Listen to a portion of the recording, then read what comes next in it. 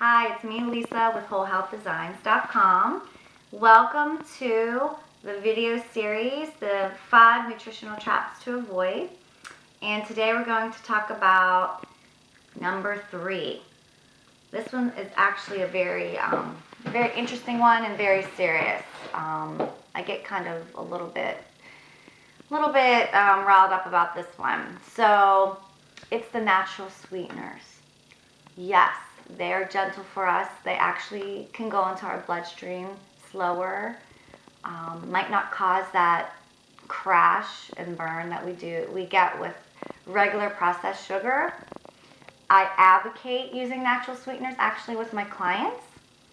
So instead of tearing a packet of Sweet and Low and putting that in their tea